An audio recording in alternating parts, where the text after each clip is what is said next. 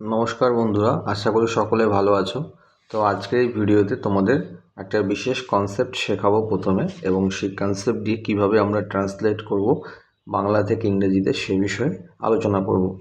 তো দেখো, কনসেপ্টটা খুবই জনপ্রিয় একটা কনসেপ্ট। বিভিন্ন সরকারি চাকরির পরীক্ষায় যে অবজেক্টিভ ইংলিশের এক্সাম তোমাদের হয়, তো সেখানে এরর কারেকশন বলে একটা পার্ট থাকে, সেখানেও কিন্তু এই কনসেপ্টটা খুবই কার্যকরী হয়। তো চলো আমরা আর দেরি না করে কনসেপ্টটা দেখে নিই। কনসেপ্টটা হচ্ছে সাবজাংটিভ মুড।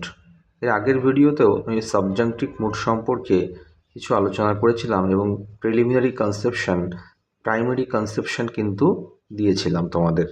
এবং সেই ক্লাসে আমি শুধু প্রেজেন্ট সাবজাংটিভ মুড নিয়ে কিন্তু আলোচনা করেছি।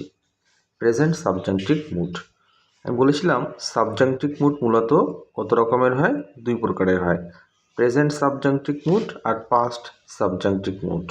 কি বললাম? প্রেজেন্ট সাবজাংটিভ মুড আর হচ্ছে পাস্ট সাবজাংটিভ মুড। এবার দেখো, আমি বলবো যে প্রেজেন্ট সাবজাংটিভ মুড কখন হয়। কি বললাম? প্রেজেন্ট সাবজাংটিভ মুড, এখানে এসএম মানে হচ্ছে সাবজাংটিভ মুড, আর একটা হচ্ছে পাস্ট সাবজাংটিভ মুড। ঠিক আছে, past subjunctive mood, past SM. Okay, তো দেখো প্রেজেন্ট সাবজাংটিভ মুড কখন হয়? কাউকে পরোক্ষ উপদেশ, ইনডাইরেক্টলি তুমি কাউকে উপদেশ দিচ্ছ, পরামর্শ দিচ্ছ, সেক্ষেত্রে কিন্তু প্রেজেন্ট সাবজাংটিভ মুড হয়। যার যার এক্সাম্পল কেমন হবে বলো তো? ধরো, শিক্ষক মহাশয় ছাত্রদের উপদেশ দিলেন তারা যেন সঠিক সময়ে বাড়ির কাজ সম্পন্ন করে রাখে। এই যে তারা যেন, ডাইরেক্ট কিন্তু উপদেশ দিচ্ছে না, পরোক্ষ উপদেশ দিচ্ছে। এটা একটা প্রেজেন্ট সাবজাংটিভ মুডের উদাহরণ আছে। ঠিক আছে, আচ্ছা, এবারে আমরা পাস্ট সাবজেক্টিভ মুড নিয়ে একটু আলোচনা করব। দেখো, বলেছে বর্তমান বা ভবিষ্যতে অবাস্তব কোনো ঘটনা, অসম্ভাব্য অবাস্তব কোনো ঘটনা বোঝাতে, ঠিক আছে, আমরা কি ব্যবহার করি? এই পাস্ট সাবজেক্টিভ মুড ব্যবহার করি। যেমন বর্তমান, ভবিষ্যৎ এবং অতীতকালেও যদি কোনো অবাস্তব ঘটনা বোঝানো হয়, সেক্ষেত্রেও কিন্তু পাস্ট সাবজেক্টিভ মুড তুমি ব্যবহার করতে পারো। যেরকম ধরো, এরকম, আমি যদি একটি পাখি হতাম তাহলে আকাশে উঠতাম, আমি যদি একটি শিশু হতাম, তাহলে এগুলো কিন্তু পাস্ট সাবজেক্টিভ মুডে আছে। ঠিক আছে, তারপরে ধরো, সে এমন কথা বলে সে যেন একজন পণ্ডিত ব্যক্তি। আসলে কি সে পণ্ডিত ব্যক্তি? না, সে এমন কথা বলে যেন সে একজন পণ্ডিত ব্যক্তি। এই যে যেন, সে একটা অ্যাজাম্পশান, হাইপোথেটিক্যাল আর কি। ব্যাপারটা বুঝতে পারছো? সত্যি সত্যি পণ্ডিত নয়, সে এমনভাবে আচরণ করে যেন মনে হয় সে একটি শিশু। এটাও কিন্তু পাস্ট সাবজেক্টিভ মুডে আছে। সে কি সত্যিই শিশু? না, আসলে সে, তার কথা শুনে, তার আচরণ দেখে এমনটাই মনে হচ্ছে যে সে একটা শিশু। বুঝতে পেরেছো? তাহলে এইগুলো হচ্ছে পাস্ট সাবজেক্টিভ মুডে আছে। এছাড়াও বিশেষ কিছু এক্সপ্রেশন আছে, সেগুলির পরে পাস্ট সাবজেক্টিভ মুড হয়, সেগুলো আমি আলোচনা করব এক এক করে। আচ্ছা, এবার বলে রাখি, পাস্ট সাবজেক্টিভ মুডের স্ট্রাকচার হচ্ছে ভার্বের 2 নাম্বার ফর্ম, V2 দিয়ে করতে হবে। আর প্রেজেন্ট সাবজেক্টিভ এর স্ট্রাকচার হচ্ছে B1, ভার্বের 1 নাম্বার দিয়ে করতে হয়। অর্থাৎ বেস ফর্ম, তুমি বলতে পারো পিওর ফর্ম বা বেস ফর্ম দিয়ে করতে হবে। পিওর বা বেস ফর্ম দিয়ে কিন্তু তোমাকে ট্রান্সলেশনটা করতে হয়। চলো এবারে আমরা দেখে নিই লাইন বাই লাইন ট্রান্সলেশন। প্রথম যে বাক্যটা আছে, একটু খেয়াল করবে সবাই। সে এমনভাবে কথা বলল যেন সে কিছুই জানে না। সে এমনভাবে কথা বলল যেন সে কিছুই জানে না। তাহলে এটা কোন সাবজেক্টিভ মুডে আছে তোমরা বলতে পারবে? দেখো, যেন সে কিছুই বোঝে না, কিছুই জানে না। আসলে কি সে কিছুই জানে না? সে সত্যি কিছু জানে না? হ্যাঁ, জানে। আসলে এটা একটা অ্যাজাম্পশান করছে, মানে একটা হাইপোথেটিক্যাল ব্যাপার আর কি। সে এমনভাবে কথা বলে যেন সে কিছুই জানে না। তাহলে বুঝতে পারছো, যেন সে কিছু জানে না ব্যাপারটা কেমন আসবে। দেখো, এরকমভাবে করতে পারি, হি টকড, মানে সে কথা বলল। আচ্ছা, আমরা অ্যাজ ইফ মানে জানি তো, অ্যাজ ইফ এবার রাখবে অ্যাজ ইফের পরে কিন্তু সবসময় পাস্ট সাবজাংটিভ মুড হয়। কি বললাম? অ্যাজ ইফের পরে পাস্ট সাবজাংটিভ মুড হয়। তুমি অ্যাজ ইফ যদি ইউজ করতে না চাও সেক্ষেত্রে অ্যাজ দো ইউজ করতে পারো। অ্যাজ দো অথবা অ্যাজ ইফ দুটোর মিনিং কিন্তু একই, সিনোনিমাস।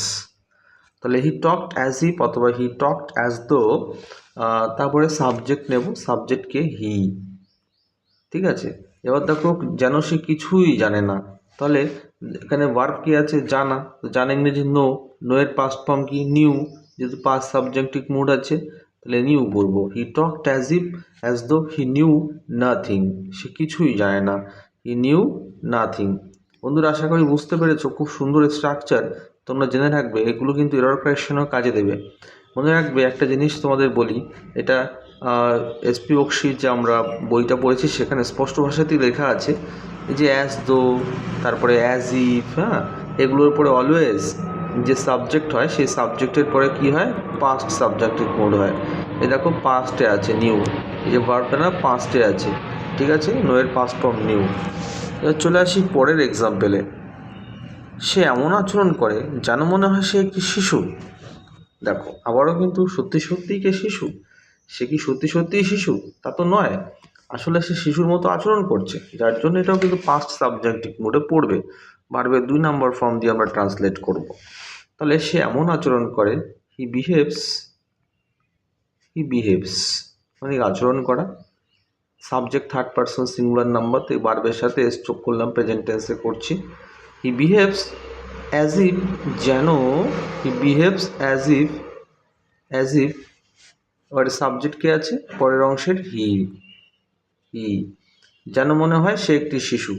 তাহলে এখানে ভার্ব, বি ভার্ব নিয়ে আসো, মানে হয় ইংরেজি কি অ্যামিজার, তো এখানে logically he behaves as if he is করা উচিত ছিল, তাই না? তোমার তো ইজ করবে, মানে হি ইজ আ চাইল্ড, এরকমটা আমাদের করার আমাদের প্রবণতা আছে করার, তাই তো? কিন্তু এখানে যদি ইজ করি না তাহলে ব্যাপারটা ফ্যাক্ট হয়ে যাবে, সত্যি সত্যিই সে শিশু হয়ে যাবে। হি behaves as if he is a child, মানে যদি ইজ বসাই তাহলে কী হয়ে যাবে? ব্যাপারটা স্টেটমেন্ট হয়ে যাবে, ফ্যাক্ট হয়ে যাবে, সে সত্যি সত্যিই শিশু হয়ে যাবে। কিন্তু আসলে তো তার সম্ভব নয়, তো এটা একটা অবাস্তব আর কি, অসম্ভব কোনো একটা ব্যাপার, যে তার পক্ষে তো শিশু হওয়া সম্ভব নয়। তাই জন্য এখানে কি করব আমরা? এর পরে এখানে ওয়্যার বসাবো, হি ওয়্যার। ঠিক আছে, হি ওয়্যার। এবার তোমাদের মধ্যে প্রশ্ন জাগতে পারে, তাহলে ওয়াজ কি হতে পারে? না, ওয়াজও হতে পারে না। ওয়াজ হলেও কিন্তু ফ্যাক্ট হয়ে যাবে, ফ্যাক্ট বিষয়টা। হি ওয়াজ এ চাইল্ড, মানে সে একটা শিশু ছিল। হ্যাঁ, হি ওয়াজ চাইল্ড, এরকম।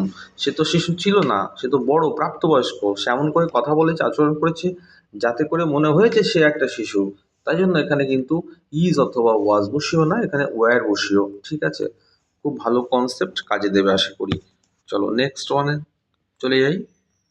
এই এক্সাম্পলগুলো একটু আবার অন্যরকম আছে। হ্যাঁ, এই দুটো এক্সাম্পল তোমাদের অন্যরকম রয়েছে এবং খুব ভালো কনসেপ্ট। একটু তোমাকে কথা দিতে পারি, কিছু শিখবে ক্লাস থেকে। হ্যাঁ, এটুকু আমি বলতে পারি তোমাকে জোর গলায়, যে কিছু শিখতে পারবে। দেখো, উপযুক্ত সময়, কোনো কিছু করার উপযুক্ত সময় বলছে, এখনই ভারতবর্ষ থেকে দারিদ্র্য অপুষ্টি দূর করার উপযুক্ত সময়। এই উপযুক্ত সময় এর ইংরেজি কি এবং এর কীভাবে বা এটাকে ট্রান্সলেট করব সে বিষয়ে আজকে বিস্তারিত তোমরা জানতে পারবে। দেখো, উপযুক্ত সময় যদি এরকম যদি থাকে কোনো সেন্টেন্সে, তাহলে কীভাবে স্টার্ট করবে? ইট ইজ হাই টাইম দিয়ে। কীভাবে? It is high time. কী বলবে? ইট ইজ হাই টাইম দিয়ে শুরু করবে। ওকে, লিখলে ইট ইজ হাই টাইম, তারপরে সাবজেক্ট দাও। সাবজেক্ট কে আছে এখানে? সাবজেক্ট কাদের দূর করা উচিত, কাদের উপযুক্ত সময় অপুষ্টি দারিদ্র দূর করার? আমাদের তো। তাহলে সাবজেক্ট এখানে উই, লেখো উই। তাহলে it is high time we.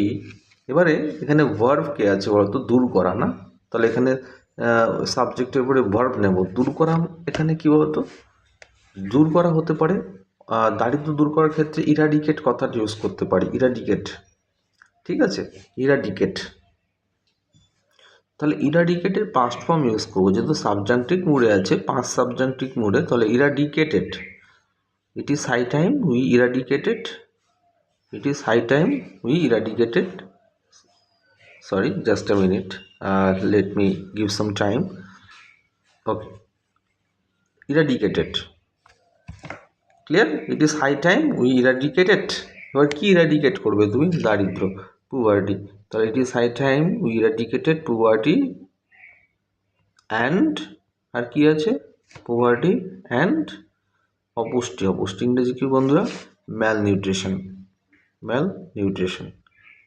কত সুন্দর ট্রান্সলেশন হয়ে গেল, লজিক এবং কনসেপ্ট সহকারে। এগুলো বুঝে বুঝে করবে, বুঝে বুঝে করবে, অনেক দূর এগোবে। দেখো নেক্সট কী আছে বল, দেখো পরের সেন্টেন্সটা দেখো, খেয়াল করো। বলছে এখনই আমাদের কেরানিক পদের নিয়োগ পরীক্ষার মহড়া দেওয়ার উপযুক্ত সময়। মানে কেরানিক পদ মানে হচ্ছে এই ক্লার্কশিপের বাংলা করেছিলাম আর কি, ঠিক আছে। তো দেখো মহড়া মানে হচ্ছে মক টেস্ট, ক্লিয়ার। এখনই আমাদের কেরানিক পদের নিয়োগ পরীক্ষার মহড়া দেওয়ার উপযুক্ত সময়। দেখো তো it is high time, okay, add করো, ইট ইজ হাই টাইম, লিখলাম it is high time, it is high time. তারপরে কি করব আমরা, সাবজেক্ট এখানে উই, লেখো উই। এবারে কি বলছে দেখো, ভার্ব কে আছে, মহড়া দেওয়ার উপযুক্ত সময়, মানে মহড়া দেওয়া আর কি, পরীক্ষা দেওয়া। তাহলে পরীক্ষা দেওয়া, মহড়া দেওয়া, এগুলোকে কি করতে হয়? পরীক্ষা দিতে গেলে অ্যাটেম্প্ট করতে হয় না? তাহলে অ্যাটেম্প্ট ভার্বটা নিতে পারি, নাও অ্যাটেম্প্ট ভার্বটা নাও, অ্যাটেম্পটেড, অ্যাটেম্পটেড। তাহলে it is high time we attempted the mock test, we attempted the mock test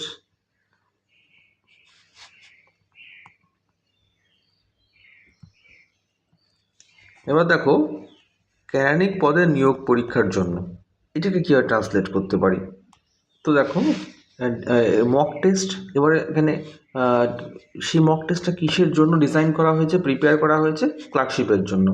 দেখো লিখেছি ডিজাইনড অথবা prepared for the clerkship recruitment, for the clerkship recruitment, clear. চলো নেক্সট আরেকটা এক্সাম্পল আমি দেবো তোমাদেরকে। দেখো বলছে সে বরং না খেয়ে থাকবে, সে বরং না খেয়ে থাকবে তবু ভিক্ষা করবে না, সে বরং না খেয়ে থাকবে তবু ভিক্ষা করবে না। কীভাবে করতে পারি দেখো তো। তো দেখো এগুলোকে আমরা একটা এক্সপ্রেশন দিয়ে করতে পারি, সেই এক্সপ্রেশনটা হচ্ছে উড রাদার। কি বললাম? উড রাদার দিয়ে করবে, উড রাদার। এবারে would rather dot dot dot, এখানে কিন্তু আবার উড রাদার বসলে একটা দেন বসাতে হয়, কোথাও একটা দেন বসবে, মানে উড রাদারের পরে দেন বসবেই, ক্লিয়ার। তো দেখো এটা কিন্তু ফিউচারে আছে। কি বলেছিলাম বন্ধুরা, মনে আছে? ওই যে বলেছিলাম না যে পাস্ট সাবজেক্টিভ মোডে কিন্তু অতীতের অবাস্তব ঘটনাও বোঝাতে পারে, মানে অতীতের অবাস্তব ঘটনা তুমি পাস্ট টেন্স দিয়ে এক্সপ্রেস করতে পারো। কি মজার বিষয় দেখো। তাহলে এখানে তো আই উইল রেদার করা উচিত ছিল, তাই না? বা আই শ্যাল রেদার, বা আই উইল রেদার নাকি, কিন্তু উইল কি ইউজ করছি, উড ইউজ করছি। কেন করছি এটা? এটা সাবজেক্টিভ মুড, তাই এরকম এক্সপ্রেশন থাকলে হ্যাঁ তাহলে সেটা সাবজেক্টিভ মুডে হয়। আমি বরং ফেল করব তবুও পড়বো না, আমি বরং ক্লান্ত হব তবু বিশ্রাম নেব না, এই যে এই ধরনের সেন্টেন্সগুলো, ঠিক আছে। তো দেখো এটা কীভাবে ট্রান্সলেশন করতে পারি খেয়াল করো। তাহলে আই উড রাদার, উড আমরা জানি উড কিন্তু পাস্ট টেন্স, উইলের পাস্ট উড, হ্যাঁ, তাই জন্য পাস্ট যেহেতু পাস্ট সাবজেক্টিভ মুড তাই উইলের পাস্ট ফর্ম উড ইউজ করছি। আই উড রাদার, দেখো না খেয়ে থাকবো বলেছে, না খেয়ে থাকা ইংরেজি কী জানো? Starve, STARV, I would rather starve. তারপরে দ্যান ইউজ করবো, এই ভার্বের পরে দ্যান ইউজ করবো, দ্যানের পরে ওই ভার্বটা, ওই পাশের ভার্বটা বসিয়ে দেবো। তবুও ভিক্ষা করবো না, ভিক্ষা করেন কি বেগ, দেন বেগ। কত সুন্দর এক্সপ্রেশন, ঠিক আছে। তোমরা এই ধরনের স্ট্রাকচার দিয়ে আরও সেন্টেন্স, বাংলাতে সেন্টেন্স বানাও, বানিয়ে ইংরেজিতে তৈরি করো, তৈরি করে কমেন্ট সেকশনে লেখো, তাহলে বুঝবো যে তোমরা বুঝতে পেরেছো। নিজেরা বাংলা সেন্টেন্স বানাবে, নিজেরাই ট্রান্সলেট করবে, কমেন্ট সেকশনে লিখবে, ড্রপ করবে, আমি চেক করব, ঠিক আছে। তো দেখো তোমরা এটা করো, আর ভালো একটা কনসেপ্ট শিখতে পারলে আজকে সাবজেক্টিভ মুড দিয়ে প্রবলেম হবে না আর, এবং অবজেক্টিভ ইংলিশও কাজে দেবে, এটুকু দৃঢ় বিশ্বাস। তো যাই হোক, thank you for watching this video. সবাই খুব ভালো থাকবে।